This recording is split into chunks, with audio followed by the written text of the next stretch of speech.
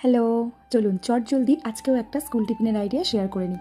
আমি যেহেতু বাড়িতে অন্যান্য সময় ইডলি ধোসাগুলো বানিয়ে থাকি, তাই ব্যাটারটা কিন্তু মাঝে সাঝে কিছুটা ফ্রিজে থেকে যায়। সেরকমভাবেই কিছুটা ফ্রিজে ব্যাটার থাকায় তার পরের দিন একটা মজাদার টিফিন বানিয়ে দিয়েছিলাম, যেটা বাচ্চারা পেলে কিন্তু বেশ মজা পাবে। তো প্রথমেই একটা আপ্পি প্যানের মধ্যে আমি অল্প একটু বাটার ব্রাশ করে নিয়েছি।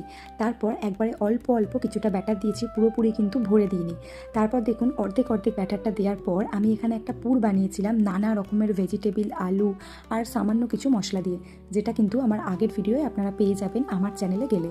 তো সেটাই উপর থেকে একেবারে বলের মতো ছোট ছোট আকারে করে নিয়েছিলাম।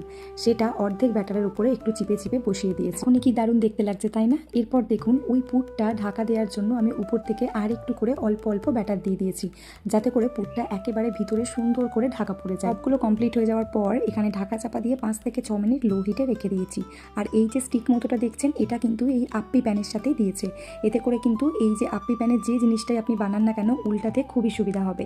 তো এরপর দেখুন 5 থেকে 6 মিনিট পর একদিকটা কি সুন্দর গোল্ডেন ব্রাউন কালার হয়ে গিয়েছে। সমস্ত পুর ভরা বলগুলো উল্টে দেওয়ার পর আবারও 2 থেকে 3 মিনিট লো হিটে রেখে দেবো ঢাকা চাপা দিয়ে। আর দেখুন আপনারা যদি শর্টকাটভাবে করতে চান তাহলে কিন্তু আরও সহজভাবে করা যেতে পারে। 1 কাপের মতো সুজি নিয়ে হাফ কাপের মতো টক দই একসাথে মিক্সিতে ব্লেন্ড করে কিছুক্ষণ রেখে দিলেই কিন্তু এরকম সুন্দর ব্যাটার অটোমেটিক্যালি তৈরি হয়ে যাবে।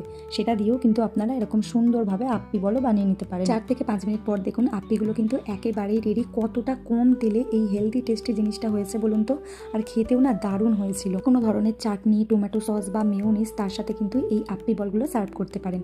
আজকে আমি ছেলের স্কুলে এগুলোই বানিয়ে দিয়েছিলাম আর দিয়েছিলাম কিছুটা অ্যাপেল। এই আপ্পি বলের ভিতরে যে পুরটা দিয়েছি সেটার যদি রেসিপি আপনারা জানতে চান, একেবারে কিন্তু সাধারণ ঘরোয়াভাবে আমি বানিয়েছিলাম।